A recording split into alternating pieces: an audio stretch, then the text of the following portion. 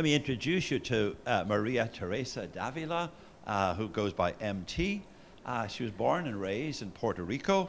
She's the mother of 4 children between the ages of 6 to 13. I'm in awe of anyone who has more than 1 kid. She's married to Rob DiMarco. She's an active parishioner at St. Joseph's Parish in Malden, Massachusetts. On a personal note, many years ago when we were very, very young, I forget. We must have been about 1980s, maybe in the mid-90s. I had this wonderful, bright, and engaging young woman in class. I remember saying to myself, she was so talented and so gifted that I said, she should do doctoral work.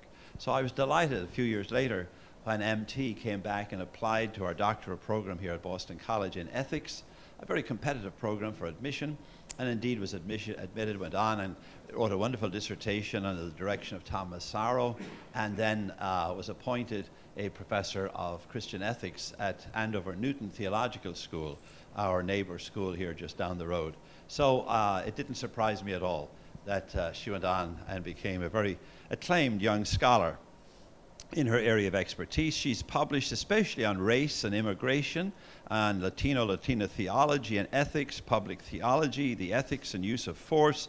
But I would say her defining commitment across the years has been to do her theology from the perspective of the option for the poor, and to engage people with their imagination, with motivation, to engage in the world on behalf of justice. And this has been her passion all across the years. It's very much reflected in her upcoming book to be published by Westminster John Knox Press, a very prestigious press, by the way. It's entitled Living the Option for the Poor. In other words, not just talking about it or understanding it or theologizing around it, but living this option for the poor. Her topic this evening, to set the captives free, a pastoral response to Latina incarceration. And as I think about it, just one note, our country has a problem, a deep problem with incarceration. We have 5 times more people in prison than any other comparable country. With 4.4% of world population, we have 22% of the incarcerated. In other words, we have 5 times more people in prison than any other country in the world, any other Western democracy. And the rate among Black and Latino youth is 3 to 4 times higher than among white youth of the same context and social situation. So we have a problem, and nobody better to talk to us about it this evening than MT Davila. Would you please welcome her? Thank you.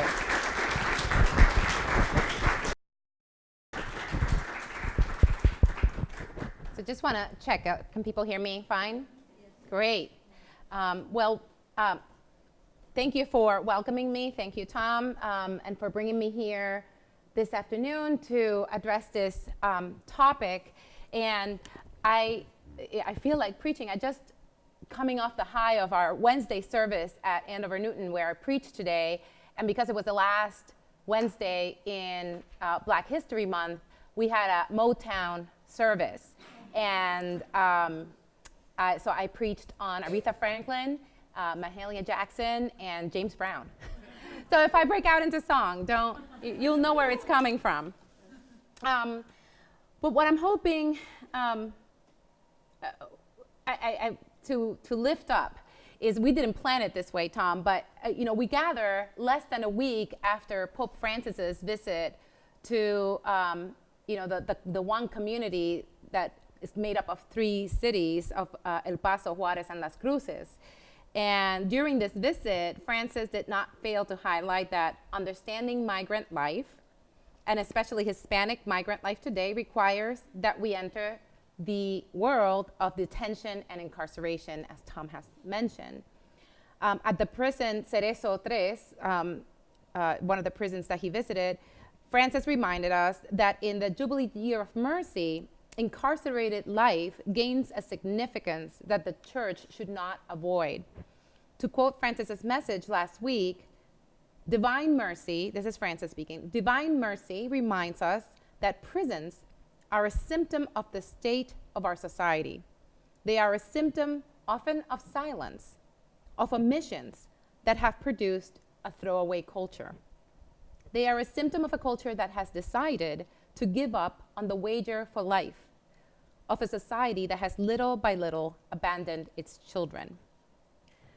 Now, at that time, Francis stressed that mercy toward the incarcerated must begin in the communities of origin, addressing challenges of communal and public health, ensuring that healthy systems of relationships among members of the community at the schools, home, work, and especially at church become a priority for pastoral work.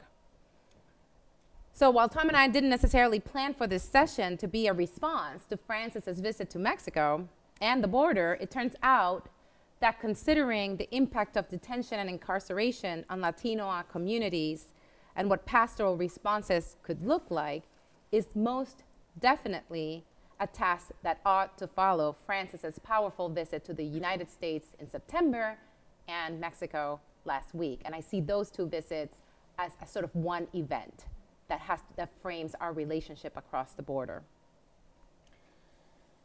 In his research on mass incarceration and its impact on African American and Latino families, ethicist Elias Ortega at Drew University addresses mass incarceration as an epidemic, a fast-spreading and negatively impacting phenomenon.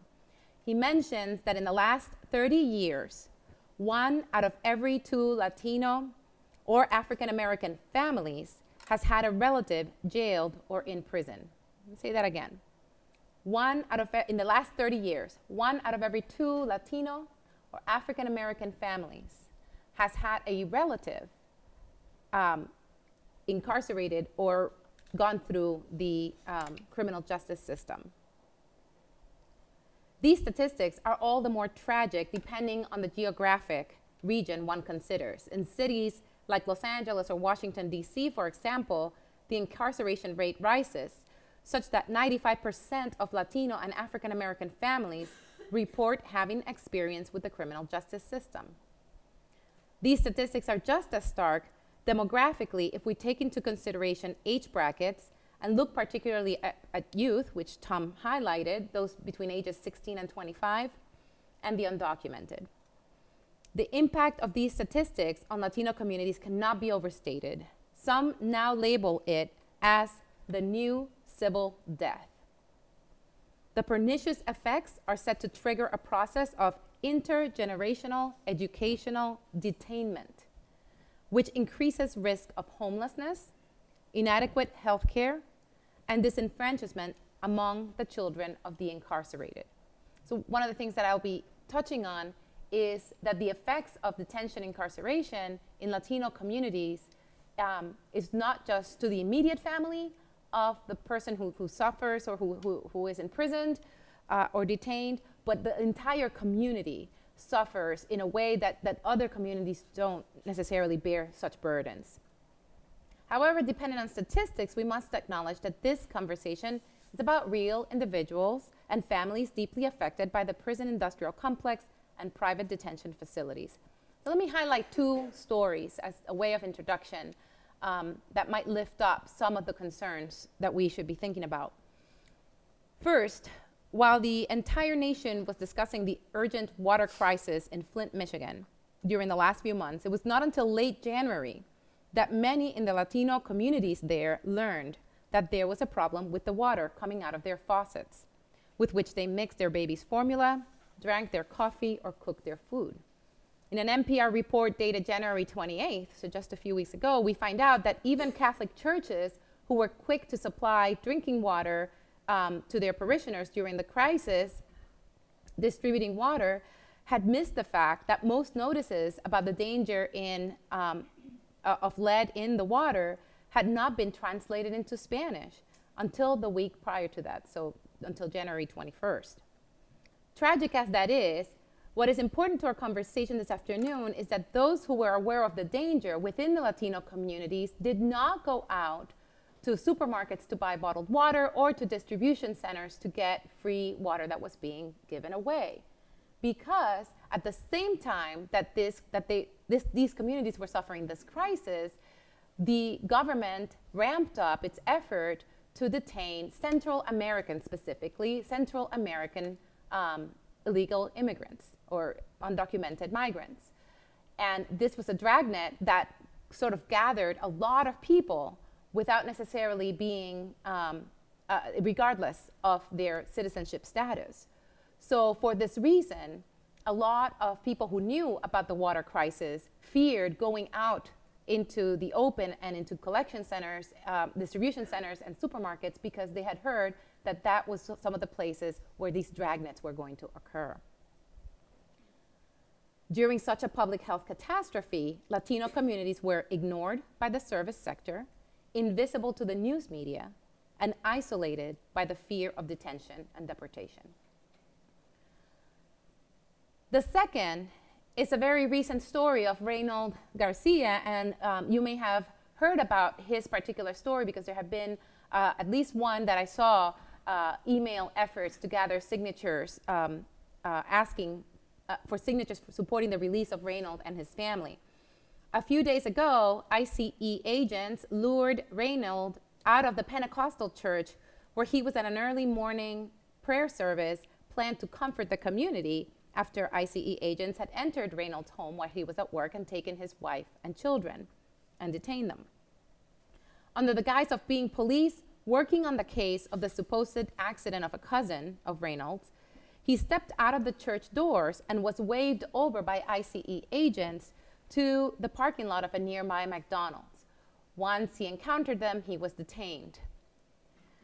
They immediately took him into custody. Reynold was moved various times in the 2 days that followed until he was able to join his wife and children already in detention in Texas, where they would be deported. The details about this particular case are chilling in the way ICE used deception and manipulation to lure an immigrant out of a church building, typically seen as sanctuary ground for migrants and refugees. Fear now overwhelms Raymond's community and church, which has once again taken up the task of educating its members as to their rights if they are approached at home or at work. Many in the U.S. Catholic and other Christian churches laud and are excited about the demographic shift that new influx of Latino migrant communities mean for their churches, where oftentimes Christian Latinos are upholding churches that otherwise would be dying. At the current rate of growth, Latinos will become the largest Christian demographic in the United States by the year 2025. According to the CARA Center for Applied Research in the Apostolate at Georgetown University, currently over 25 parishes serve Latino communities, more overwhelmingly in the south and west of the country. And over 40% of all growth registered for Catholic churches was at Latino parishes between 2005 and 2010. Significant shifts are happening among Latino Christians, moving out of Catholicism into other denominations and out of Christianity altogether, shifts heavily dependent on demographic characteristics such as age, generation in the US, and country of origin. Yet the fact still remains that Catholic and other Christian communities in the US are intimately linked to Latino communities, if not entirely dependent on them for their survival. Therefore, it is imperative that we deal with this massive wound that is Latino detention and incarceration that imposes very heavy burdens on these communities. To attend to possible pastoral responses to Latino incarceration puts our communities of faith squarely at the crossroads of the national sin of criminalizing Black and brown bodies, expressed most shamefully in its historical urge to detain the racial other. So in the time we have together, I'd like to go over some of the facts about the damage that detention and incarceration does to Latino communities, locating this in its historical context, but also in the current context of the very profitable business that is detention and incarceration industries. I'd like to suggest particular theological challenges these practices represent and how these might orient us toward possible pastoral responses. And finally, I'd like us to consider what would be the possibilities and challenges of putting some of these pastoral suggestions into practice in our own communities as we segue into a larger discussion together. So the first section, impact of detention and incarceration on Latino communities. Michelle Alexander's book, The New Jim Crow, Mass Incarceration in the Age of Color Blindness, most recently brought to the public's consciousness two stark realities of being black and brown in the United States.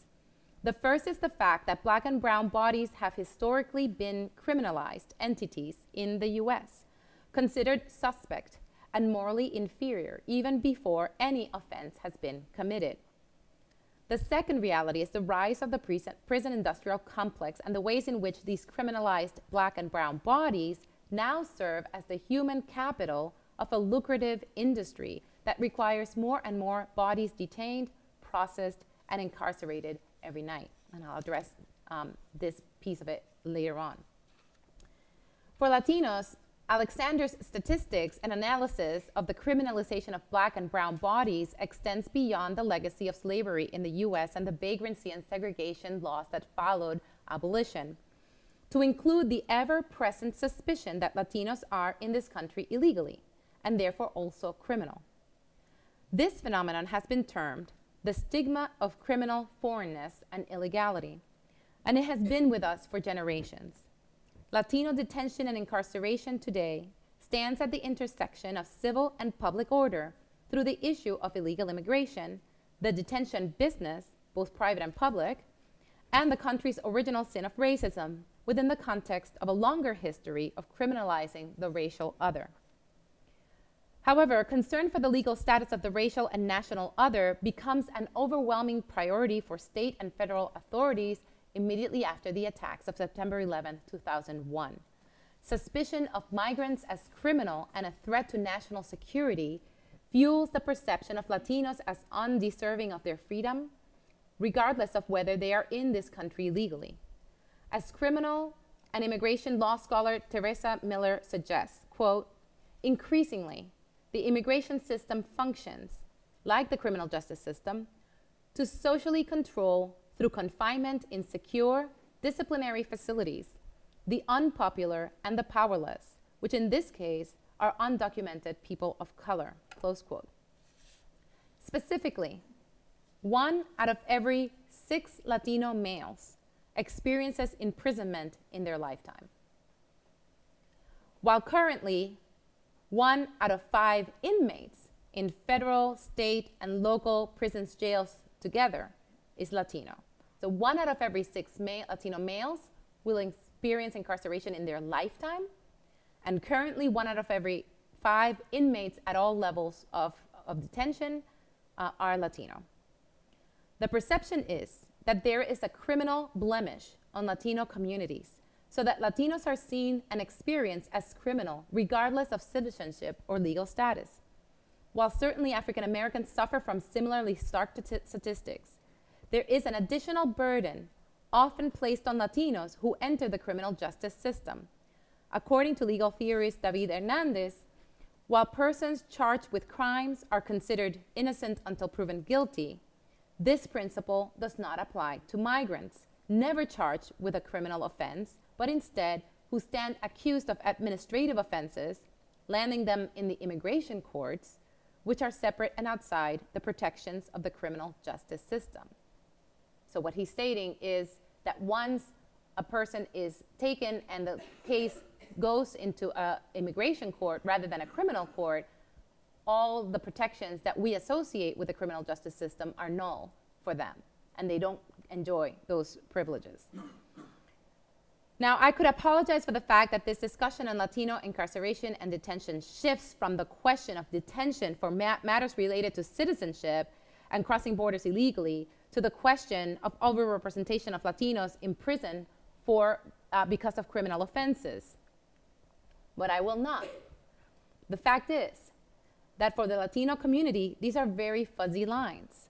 And often Latinos who get picked up for criminal offenses end up in immigration detention with no recourse to the legal guarantees of representation in court, and essentially cut off from communicating with their family or lawyer.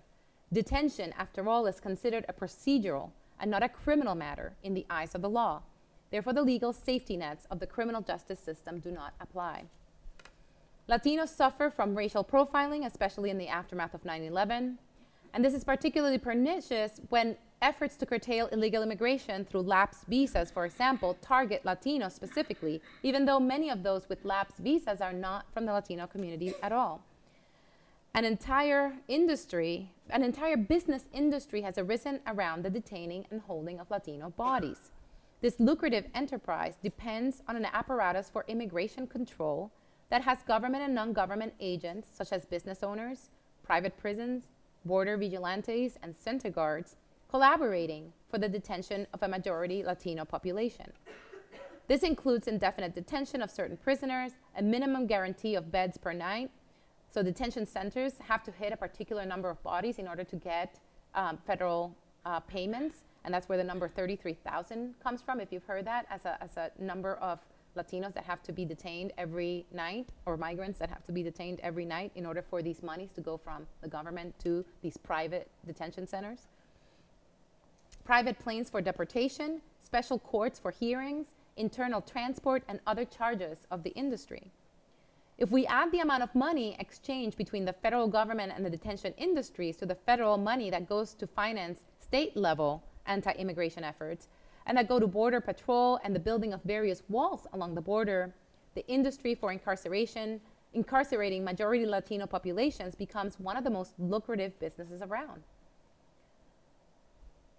And you've heard of efforts in different universities and colleges, especially Catholic universities and colleges, of trying to get the boards to divest investments from any sort of link to the incarceration and detention industry. So it's something that a lot of schools are aware of, and that impacts the ethics of our investments because it is such a lucrative business. The problem is not so much that we have created a detention, incarceration, and deportation industry, but that this industry now dictates policy and makes it almost impossible to deal with questions of immigration reform. So how does this detention industry directly affect Latino communities? Let me bring here another story that we might recall, and that is the crisis of children and unaccompanied minors at the border of the summer of 2014, if you remember the media coverage around that. If you recall, the news media caught on that violence in Central American countries such as Honduras, Guatemala, and El Salvador, especially violence against women, was pushing children and youth to venture north to escape what often seemed to be certain death, sexual violence, and/or life in a violent gang, or all three. Audiences across the US were presented with stark images of children, minors, and young families, often led only by the mothers at the border, and many towns, Boston included, considered whether to provide them with asylum. To grant them asylum would have meant acknowledging them as refugees rather than immigrants, a term that would have afforded them different protections and an entirely different legal process. But this did not happen. Instead, we had wave after wave of minors, children, and young mothers taken to various detention centers. Ethicist Victor Carmona from Oblate School of Theology in Texas has done extensive work with psychologists and pastoral agents and social workers who visit these detention centers. The picture he paints is stark. These children are now growing up without schooling, without books, without toys. Psychologists and social workers try to bring in crayons and paper and some toys, aware that a stunted imagination would leave permanent damage on a growing psyche. They note that psychic malnourishment taking place in these detention centers is much more dangerous to the well-being of the development of these children than physical malnourishment. Most importantly, these reports need to help us understand that the population of many of these detention centers is not just an adult population, but it often includes children and minors. There is also extensive impact in the communities of origin of Latinos who are detained. Again, legal theorist David Hernandez shares, quote, "The structural inequalities created by immigrant detention extend beyond the detainees themselves, or even undocumented migrants, and include all non-citizens. There are millions of US-born and naturalized children and family members and their communities." A study coming out of Boston College's own Center for Human Rights and International Justice, they have a post-deportation project, identifies that legal vulnerability places families at increased potential for negative impact to home, school, and community environment, even when detention is not in their immediate experience. So there we're specifically looking at whether the threat of deportation was having an impact on families, even when those families did not have a direct experience or a direct relative or a parent who had encountered detention or deportation. This impact befalls on the entire community, not just directly in the home or family detained. A 2007 study by the National Council of La Raza found that, quote, in the immediate aftermath of the raids in 3 different communities that they were looking at, a total of 500 children, mostly US-born children, US-born citizens, were temporarily or permanently separated from parents. Consequences for children and families included feelings of abandonment, symptoms of trauma, fear, isolation, depression, and family fragmentation. Particularly dangerous for the life of communities is the voter disenfranchisement that happens even after those detained or incarcerated return home. Quote, in states that permanently disenfranchise individuals, the effect over time is permanent weakening of Latino voting power. The individual loss of voting rights aggregates into disenfranchisement of an entire community. Often, employment opportunities for formerly incarcerated Latinos are few or non-existent, further depressing the economic opportunities in communities ravaged by the absence of wage earners. Families suffer the loss of an income through detention, a loss they rarely recover from. Incarceration and detention also affect the health and psyche of Latinos who rarely receive the medical care they need when they are imprisoned, and whose mental illness might be exacerbated by trigger situations while incarcerated, such as sexual assault and gang violence. Upon re-entry, formerly incarcerated Latinos and Latinas do not receive the necessary training and psychological attention that they need to avoid recidivism and regain their roles as heads of families or contributing members of their community, if they are returned to their communities in the US at all, if they're not otherwise deported. These facts leave families affected by incarceration and deportation isolated from the means of controlling their destinies, such as voting, volunteering, education, etc. So now for some theological challenges. These are the start facts, but what theologically can we say about this? Theologically, the biblical witness reports that prison and incarceration have always been a mark of a broken society, a result of the sin of the world, akin to Pope Francis's words I mentioned at the beginning. Jubilee ethics in Leviticus and in Isaiah demands that we set prisoners free as a form of restoration of the brokenness that got them there in the first place. In like manner, being able to structure a society where prisons and detention centers are no longer being built are a mark of a justice-seeking society, one that seeks the wholeness and integrity of God's kingdom. This is why visiting the prisoner is integrated into the list of acts of mercy in the Gospel of Matthew, because it corresponds to offering succor to a civil category with scriptural relevance in the scheme of Christian discipleship. In Latino theology, we have dealt with some of the most difficult elements of detention, incarceration, and immigration control of Latinos for a number of years. More specifically, the anthropological question of whether a human life can ever be categorized as legal or illegal begs the further question about the nature of God's kingdom and the dignity of every human being, a central component of Catholic social teaching, for example. What kind of society do we become when we have so many civil categories among residents within the same common good? How does this affect the kind of society we build for the future? A second theological challenge is the matter of living under fear. Latino communities live in fear of deportation regardless of citizenship status.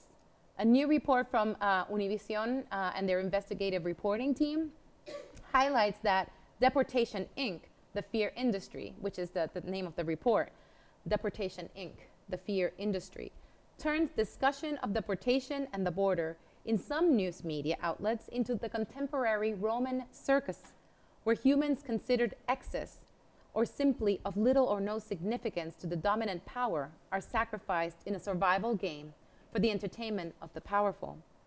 This gives rise to the term fear discourse. I don't have to go too far. I mean, we've been having, to give you examples of this, but we are in the midst of election campaigns and primary campaigns where the language around migrants is quite awful, unchristian, and violent. So it feeds into this fear discourse. The takeaway here is that, quote, the fear industry, unquote, as it's called, is taking for granted that certain segments of the human community are condemned to live in fear and to try to conduct their lives with the threat of never seeing their families again, never being able to speak to them, or worse, being killed upon being deported to their home country, something that has already been documented in some of the most recent waves of deportations of Central American youth.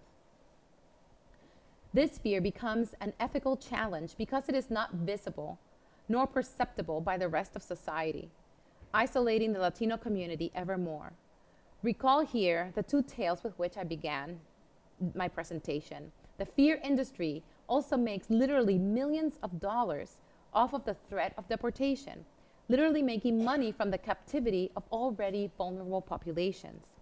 It is in essence the stuff of prophetic outcry that the Bible relates as the nations are judged by its treatment of the most vulnerable. So what are potential pastoral responses? Well, Christian communities are charged to be people of hope. In fact, we are charged to be people of hope amidst captivity. Hope in a God of liberation and in a God that becomes incarnate in our own human captivity to suffer the fate of a criminal, executed and detained, and incarcerated, detained, and executed.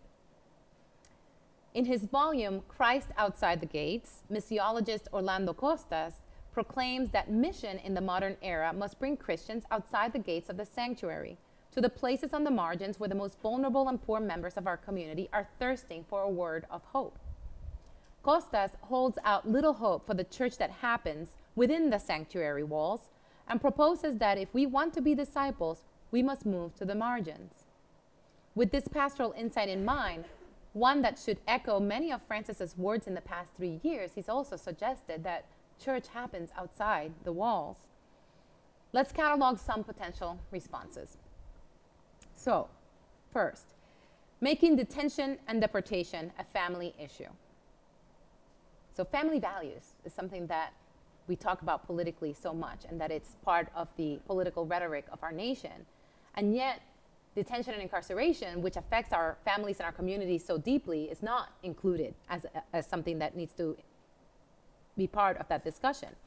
On the heels of the Pope's Mass at the border, where he blessed the 3 crosses representing those who have passed coming and going among the 3 communities of El Paso, Juarez, Las Cruces, as well as those 3 communities themselves, we need to present the breakup of families, some which have been in the U.S. for decades, a priority of the Church's robust agenda on the family.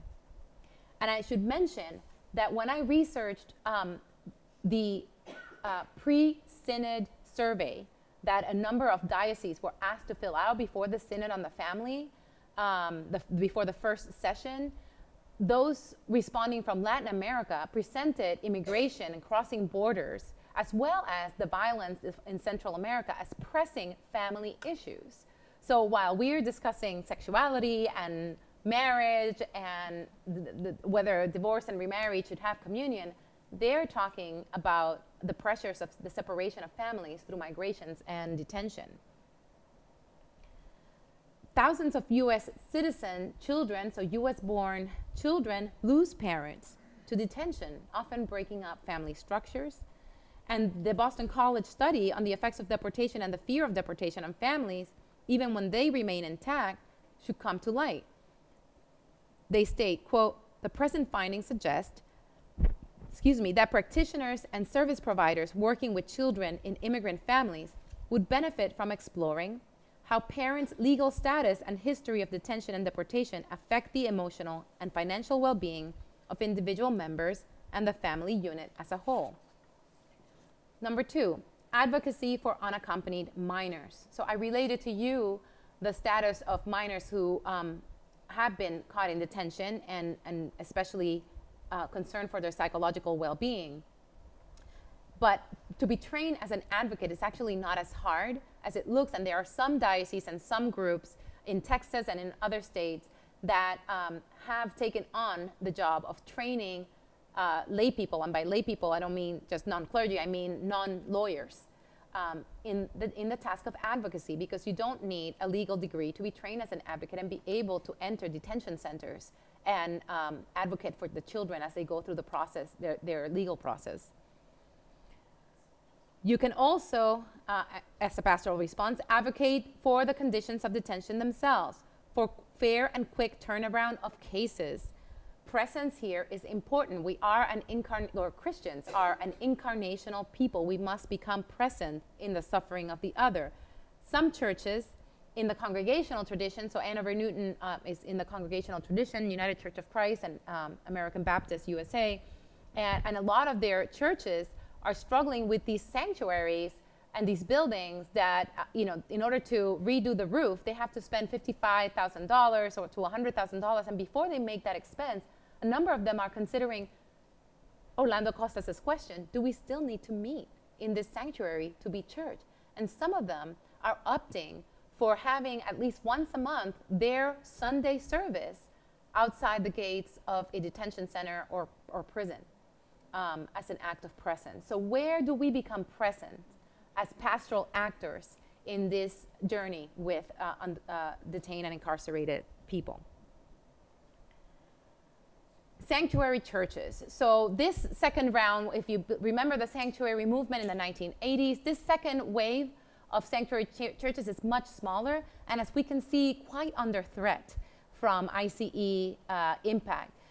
But it's at least a conversation that we should be entertaining. How do we make our churches sanctuary spaces for people who are under threat of deportation? Awareness of mixed status families in our midst and their needs. So educational, work, housing needs all apply. And so there's this invisibility layer that goes to the impact in communities, right? We mentioned that. The threat of deportation, or even families who have a family member who is incarcerated or detained, you can't see it. It's something that you have to be aware of. You have to do the research in your communities. You have to establish friendships with the vulnerable families and see what it is that they need. And this doesn't just apply to churches. It applies to schools, Catholic colleges. So there's a number of Catholic schools and universities that are starting to reach out to students who have a family member who has been detained or incarcerated, and trying to offer whatever supports might be helpful and within their boundaries to make sure that that student completes their education, that that student is able to go and see their family, and that threat of and fear of being torn away from their family member is somehow eased a little bit through their actions. Catholic schools and universities can engage the education of dreamers, and so this being adult children who are not U.S. citizens, but who have been educated fully in the U.S., and so now are college age and have never been to their home country, but consider the U.S. their native land, but don't have citizenship. And an increasing number of schools and colleges are admitting this category of students. And actually an increasing number of seminaries and schools of theology, because they have different restrictions, are taking in these categories.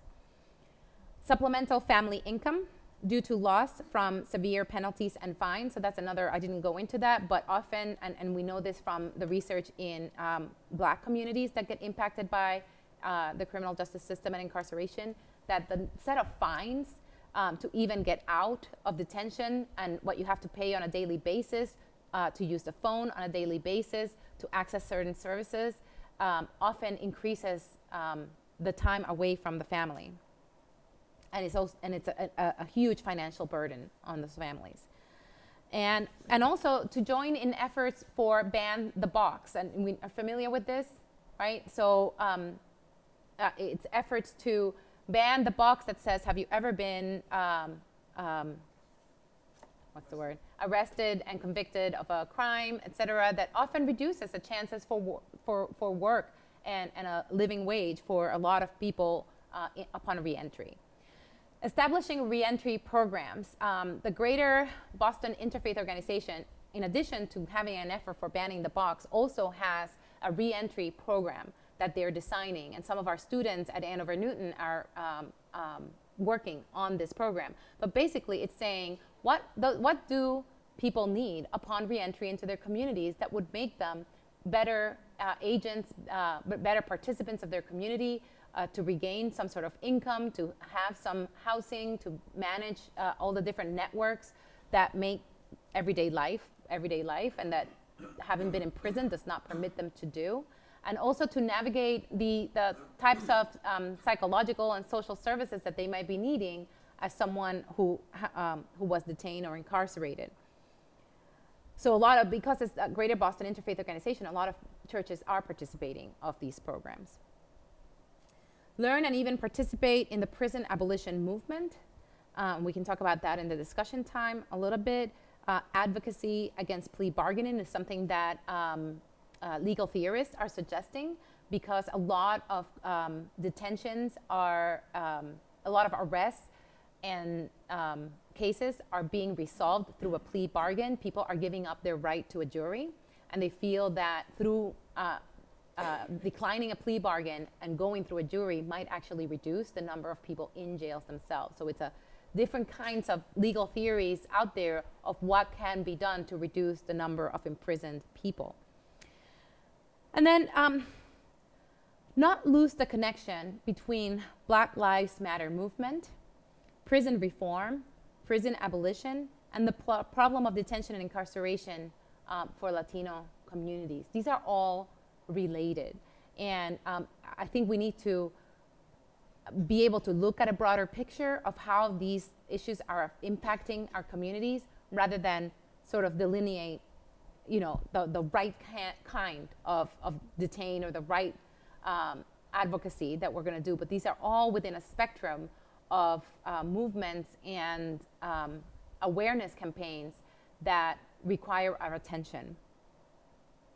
And then train parishioners on their rights and the rights of migrants. Again, this was the case recently with the increased targeting, detention, and deportation of Central American immigrants.